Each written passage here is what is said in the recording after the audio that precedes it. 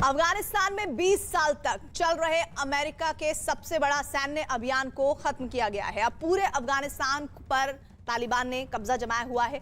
America के सैनिकों के जाते ही तालिबानी आतंकियों ने काबुल एयरपोर्ट को भी अपने कब्जे में ले लिया है। लेकिन अफगानिस्तान पर तालिबान के कब्जे से दुनिया के सामने एक नई चुनौती खड़ी हो गई है। ऐसा इसलिए क्योंकि तालिबान के पास अमेरिका और दूसरे देश के बड़ी संख्या में हथियार मौजूद हैं। तालिबान के पास इस वक्त 8000 सेना के ट्रक, 600 से ज्यादा बख्तरबंद गाड़ियां, 200 से ज्यादा हेलीकॉप्टर और लड़ाकू विमान मौजूद हैं। ये वो आधुनिक और घातक हथियार हैं जिसे अमेरिका ने अफगान सेना को मुहैया कराया, जिस पर अब तालिबान चढ़ बैठा है और अपनी नई ताकत की नुमाइश कर रहा है। मतलब ये कि इस वक्त तालिबान अमेरिकी हथियारों के जखीरे पर बैठा है। एक अनुमान के मुताबिक करीब 2.5 लाख करोड़ रुपए की कीमत के हथियार इस वक्त तालिबान के पास मौजूद हैं।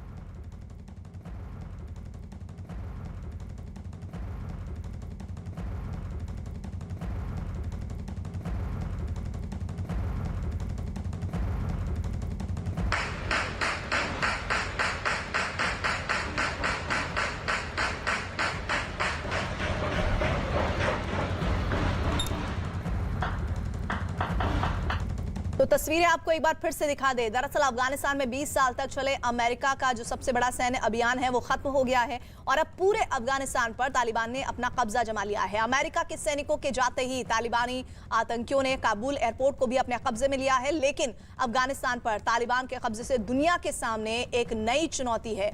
ऐसा इसलिए क्योंकि तालिबान के पास अमेरिका और दूसरे देशों के बड़ी संख्या में हथियार मौजूद हैं। तालिबान के पास इस वक्त 8000 सेना के ट्रक, 600 से ज्यादा बख्तरबंद गाड़ियां, 200 से ज्यादा हेलीकॉप्टर और लड़ाकू विमान मौजूद हैं। ये वो आधुनिक और घातक हथियार हैं जिसे अमेरिका ने अफगान सेना को मुहैया कराया, जिस पर अब तालिबान चढ़ बैठा है और अपनी नई ताकत की नुमाइश कर रहा है। मतलब ये कि इस वक्त तालिबान अमेरिकी हथियारों के जखीरे पर बैठा हुआ है। और एक आंकड़ा तो ये भी बताता है कि करीब 2.5 लाख करोड़ रुपए की, जी हाँ, कीमत के हथियार इस वक्त तालिबान के पास ही है। तालिबान के पास अमेरिकी हथियार का जखीरा है। द संडे टाइम्स की एक रिपोर्ट के मुताबिक तालिबान के पास 8000 सेना के ट्रक, 800 से ज्यादा बख्तरबंद गाड़ियां, 105 बारूद रोकने वाली गाड़ियां और 42000 से ज्यादा ट्रक और एसयूवी शामिल हैं। द संडे टाइम्स की एक और रिपोर्ट है, वो बताती है कि तालिबान के पास 64,000 से ज्यादा मशीन गन, 3,58,000 से ज्यादा असॉल्ट राइफल, 1,26,000 से ज्यादा पिस्तौल, 176 छोटी तोप, 1,62,000 रेडियो सेट और 16,000 से ज्यादा नाइट विजन उपकरण हैं।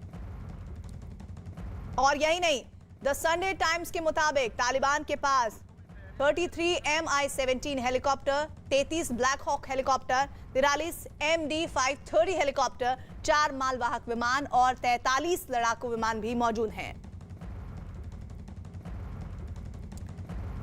हालांकि अमेरिका की सेना के मुताबिक वो जो भी हथियार काबुल एयरपोर्ट पर छोड़कर आए हैं उन्हें कोई इस्तेमाल नहीं कर सकता। अमेरिका की तरफ से जारी बयान में कहा गया है कि वो उन्हें ऐसा करके आए हैं कि वो एक लंबी प्रक्रिया, लंबे वक्त की मेहनत के बाद ही दोबारा काम कर सकेंगे और एक तरह से अब उन्हें कभी इस्तेमाल नहीं किया जा सकेगा।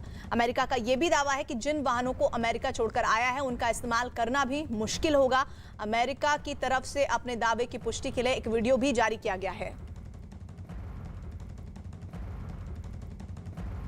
तो अमेरिका ने अपने बारे में एक सफाई दी है जो दुनिया के लिए बहुत जरूरी थी, लेकिन इस सफाई का सच तो आने वाले वक्त में ही पता चलेगा।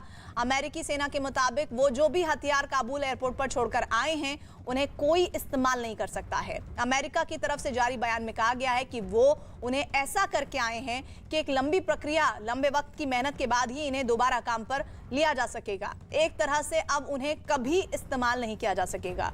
अमेरिका का यह भी दावा है कि जिन वाहनों को अमेरिका छोड़कर आया उनका इस्तेमाल करना मुश्किल होगा। इधर अफगानिस्तान के पंजशीर से बड़ी खबर आ रही है। अमेरिकी फौज की वापसी के साथ ही तालिबान ने अपना पूरा फोकस पंजशीर प्रांत पर कब्जे में लगा दिया है। खबर है कि पंजशीर पर कब्जे के लिए तालिबान ने अपने लड़ाकों की फौज भेजी थी, जिसका पंजशीर में मौजूद NRF यानी नेशनल रेजिस्टेंस फोर्स के जवानों ने मुंहतोड़ जवाब दिया है। NRF के प्रवक्ता ने बताया है कि आमने सामने की लड़ाई में उनके जवानों को लेकर भी जानकारी आ रही है कि उनके जवानों ने तालिबानी लड़ाकों को पीछे धकेल दिया था। एनआरएफ का दावा है कि इस लड़ाई में 7 से 8 तालिबानी लड़ाके मारे गए हैं और इतने ही घायल होने की जानकारी है। एनआरएफ के प्रवक्ता जो हैं वो बता रहे हैं कि इस लड़ाई में उनके भी कुछ जवान घायल हुए हैं।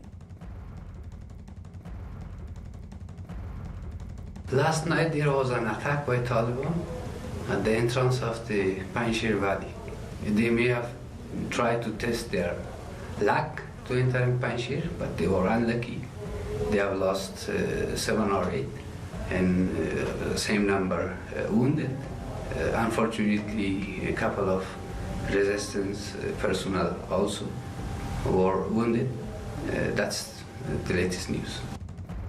अफगानिस्तान से जुड़ी एक और बड़ी खबर आ रही है। CNN न्यूज 18 के मनोज गुप्ता की रिपोर्ट है कि NDS यानी अफगानिस्तान की पुरानी सेना से जुड़े सभी अधिकारी और सैनिक पाकिस्तान की खुफिया एजेंसी ISI और तालिबान के रडार पर हैं। दावा यह भी किया गया है कि तालिबान ने अफगानिस्तान पर कब्जा करने के बाद सेना से जुड़े अधिकारियों को माफ करने की जो बात कही थी वो दिखाया है, क्योंकि अब कुछ रोज पहले ही तालिबान के आतंकियों ने सेना के एक अधिकारी की हत्या कर दी थी। दरअसल अफगानिस्तान की पुरानी सेना में भारत के देहरादून में मौजूद IMA से पास आउट हुए कुछ अधिकारी हैं। यही वजह है कि ISI और तालिबान उन पर नजर बनाए हुए हैं और ISI इस बात पर भी नजर बनाए हुए हैं कि कहीं ये लोग भारत के संपर्क में तो नहीं है। और यही नहीं, ISI भारत से हथियारों और गोला बारूद की सप्लाई चेन के बारे में भी जानकारी जुटा रहा है।